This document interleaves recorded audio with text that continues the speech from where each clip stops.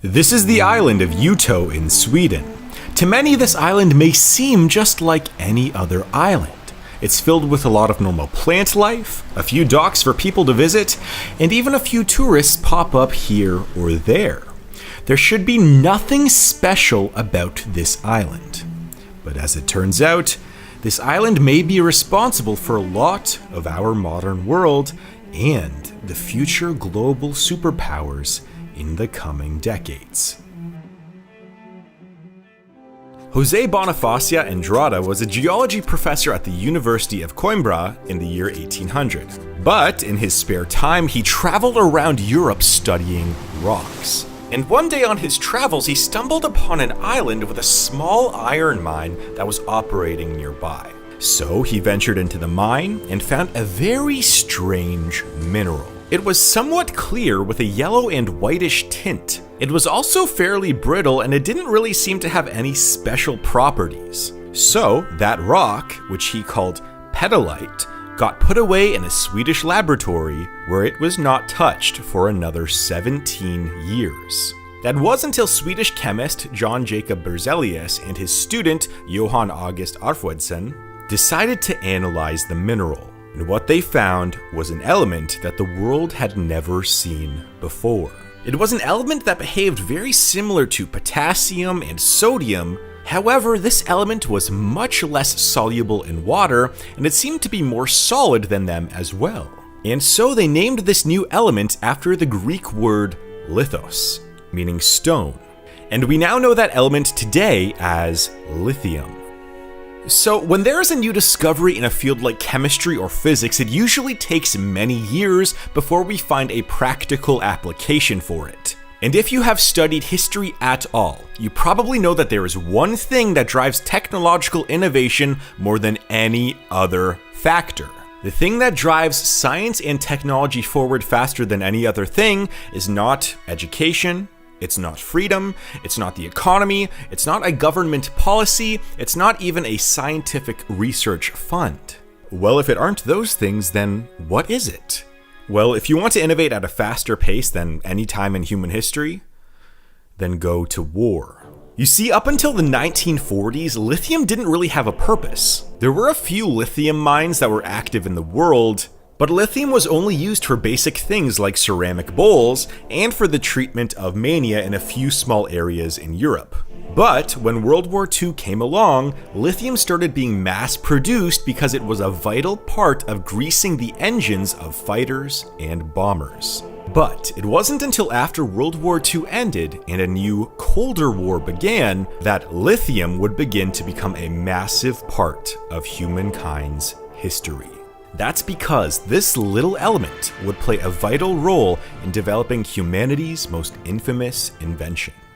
As it turns out, when you apply quite a lot of heat and bombard lithium with subatomic particles called neutrons, you get this.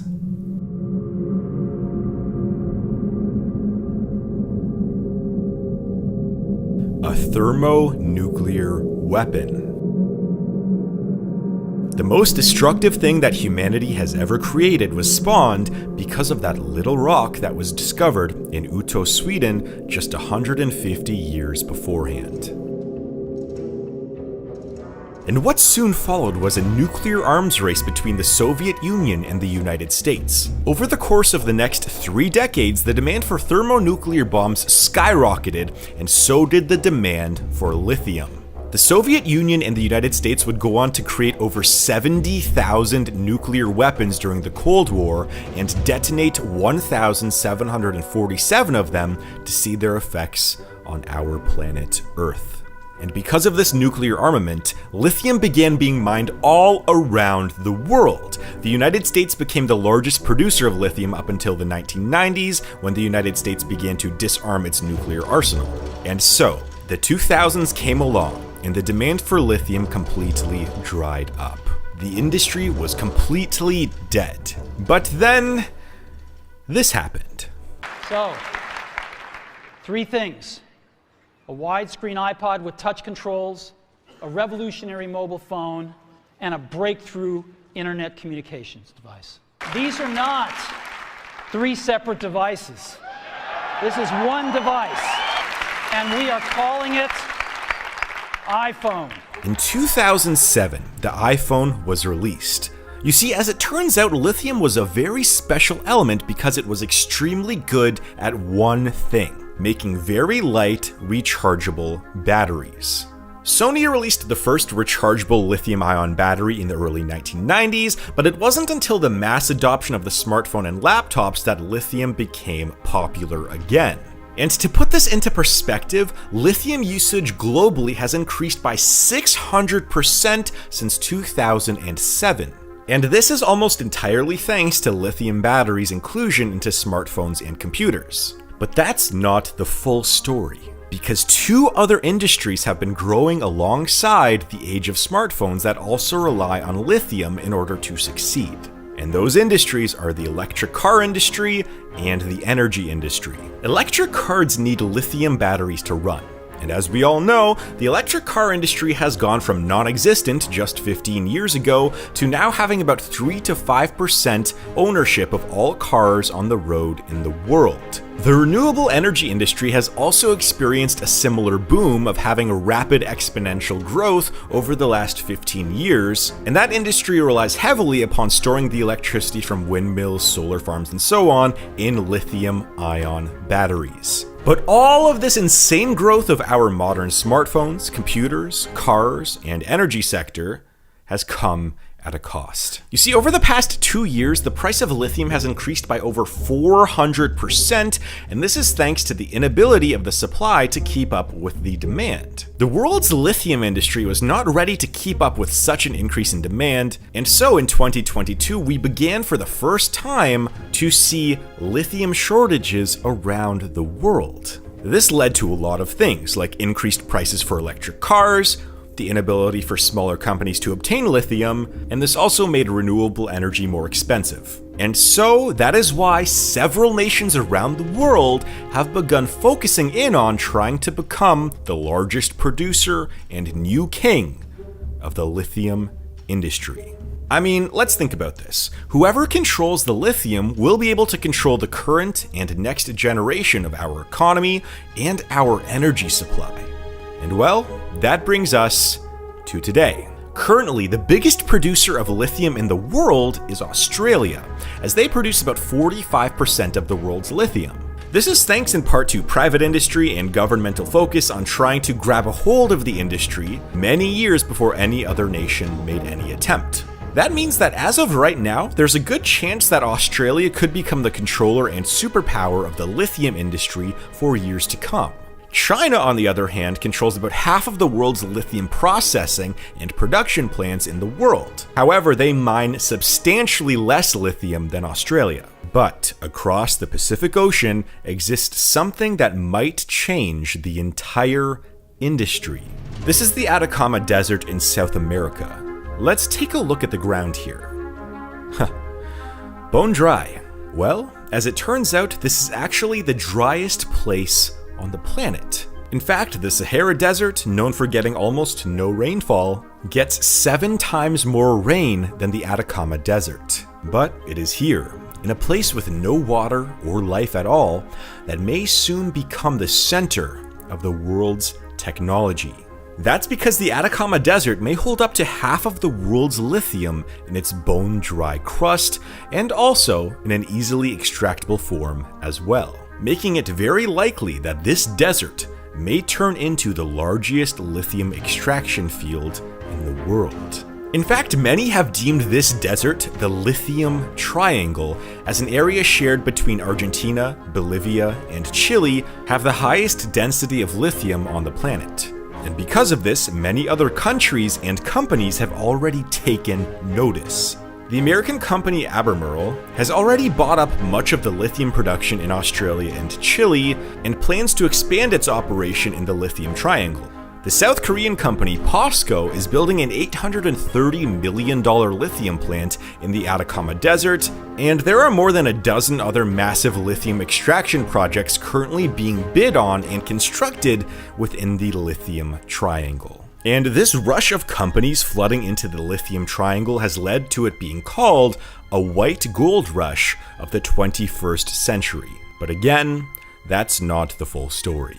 Because as was the case with the gold rush, the United States West Coast may soon be home to the next generation of mineral prospectors. This is a postcard from the 1950s of the Salton Sea in Southern California. This area was known as a resort town filled with tons of tourists, families, and travelers. And well, this is the Salton Sea today. Over the last 70 years, this once rich seabed has dried up pretty substantially since, well, the postcard was made. And as it turns out, during all that time, underneath all of that water, existed an abundance of dried up lithium.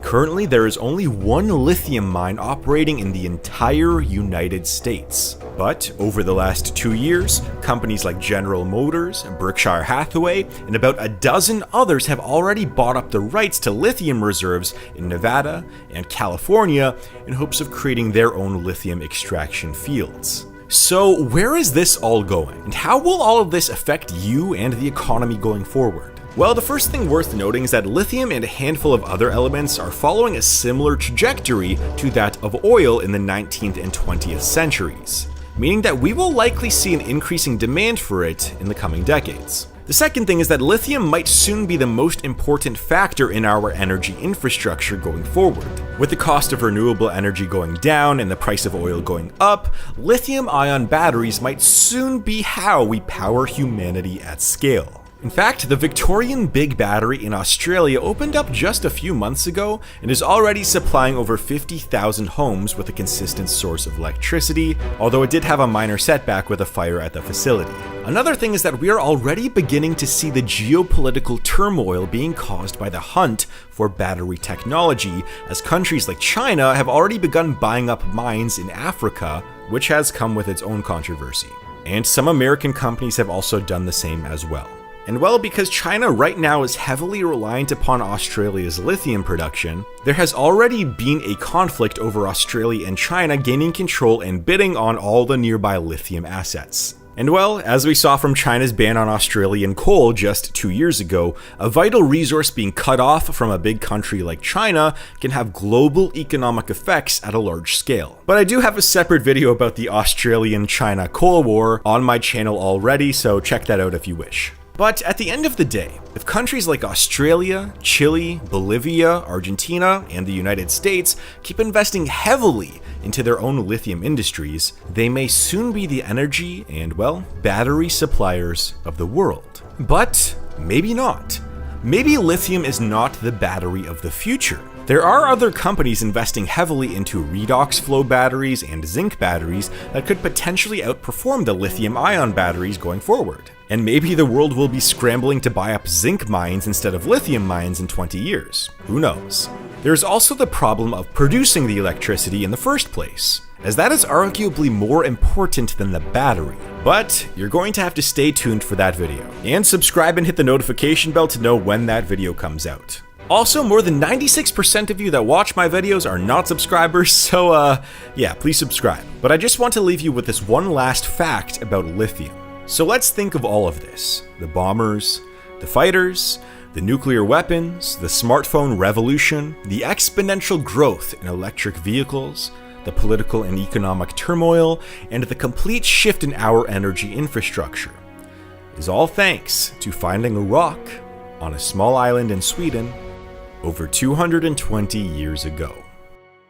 Thanks for watching.